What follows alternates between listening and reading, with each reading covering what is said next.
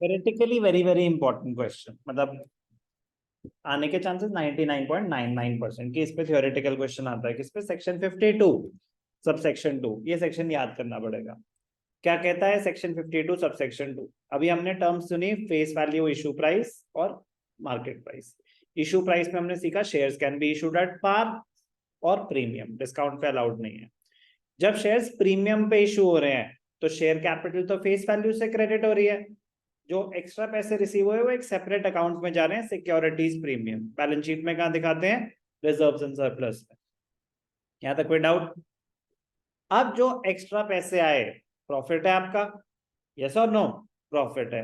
But क्या ये routine nature का प्रॉफिट है? नहीं, ये रूटीन नेचर का प्रॉफिट नहीं है। इसके ऊपर रिस्ट्रिक्शंस होती हैं, इसके ऊपर रिस्ट्रिक्शंस होती हैं कि ये पैसा आप कहां यूज कर सकते हैं। तो section 52 sub section 2 of companies act ये बताता है कि जो पैसा सिक्योरिटीज प्रीमियम में रिसीव हुआ है वो कहां कहां यूज कर सकते हैं। Okay, most important theoretical question of this chapter. तो कहां यूज हो सकता है? Number 1, issuing fully paid bonus shares to the members. Members मतलब शेयर होल्डर्स होते हैं। मेंबर्स कौन होते हैं? Share holders. आपके पास शेयर्स हैं कंपनी के, ठीक है जी। शेयर होल्डर मेंबर एक ही बात, ओनर एक ही बात। Bonus shares, bonus shares are shares issued free of cost. Bonus shares क्या होते हैं? Shares issued free of cost. Free में कंपनी शेयर्स इशू कर रही है, क्यों कर रही है? प्रॉफिट्स पड़े हमारे पास, एक्स्ट्राऑर्डिनरी प्रॉफिट्स हैं, सरप्लस फंड्स हैं, शेयर होल्डर का कॉन्फिडेंस और बढ़ेगा, इन्वेस्टेड रहेगा हमारी कंपनी में। कह रहा बोनस शेयर्स दो इन्हें फ्री ऑफ कॉस्ट। इसकी जर्नल एंट्री क्या होती है? याद है इस बात पे हमारी थोड़ी सी डिस्कशन भी हुई थी कैश फ्लो स्टेटमेंट में कि बोनस शेयर्स रेशियो में भी यूज होता है ये bonus share. Sir journal entry याद है ना? मैंने एक बार जर्नल एंट्री बताई थी, तब इस बात पर डिस्कशन हो रही थी कि पहले बताई थी कि नहीं बताई थी। मैंने कहा तब भी नॉलेज से, जब फर्स्ट टाइम बताई थी, फिर कैश फ्लो में भी नॉलेज से, यहाँ पे भी नॉलेज एंट्री। बट एंट्री आपको हेल्प करती है लॉजिक समझने में कि कैश फ्लो हुआ ही नहीं क्योंकि फ्री में आपने शेयर्स इशू करे थे। तो एंट्री होती है reserves and surplus debited to share capital. Reserve and surplus आपकी रेफरेंस के लिए है, रिजर्व एंड सरप्लस आपकी रेफरेंस के लिए है। आपको रिस्पेक्टिव रिजर्व यूज जो कर रहे हैं, इस केस में क्या यूज कर रहे हैं? Securities premium, securities premium. ये समझ आ रहा है ना? Share capital.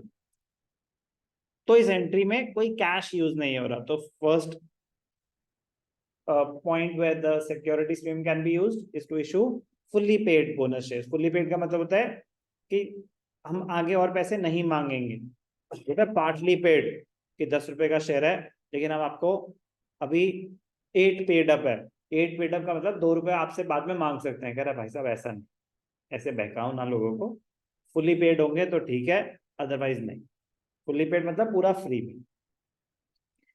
Second, it can be used to write off preliminary expenses. Preliminary expenses, expenses incurred before the incorporation of the company, before the business commences.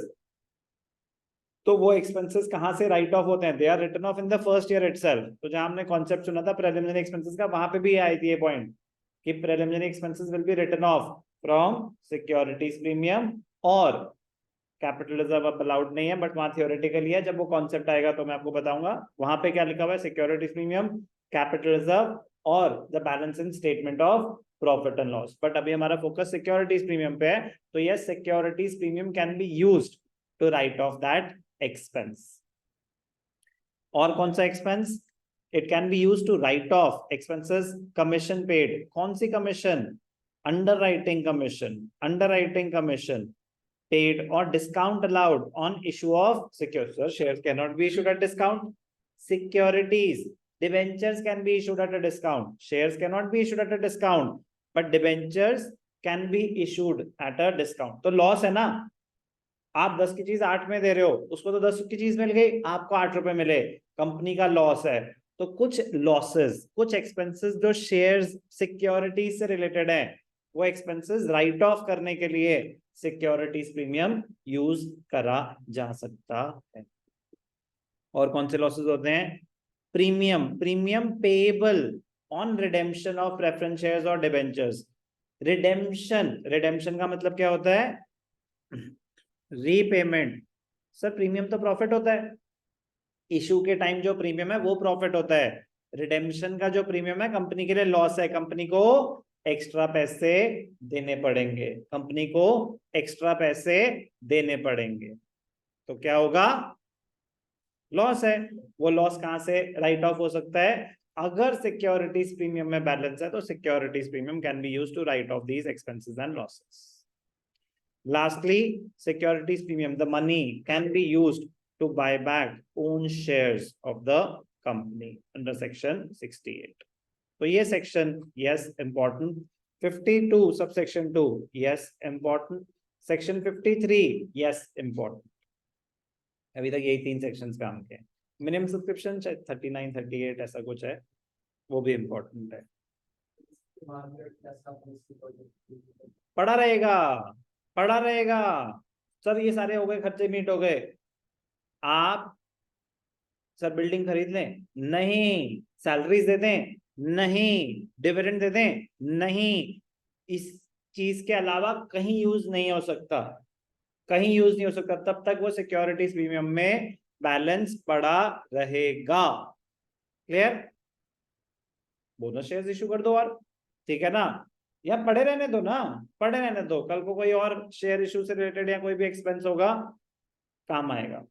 But आप कोई और purpose के लिए यूज नहीं कर सकते other than the purpose given in subsection section 52 subsection 2 of companies act. Most important theoretical question of this chapter. Free के marks होंगे ये, क्योंकि इसमें कोई वेरिएशन नहीं है, ये डायरेक्ट क्वेश्चन आएगा, ये डायरेक्ट क्वेश्चन आएगा।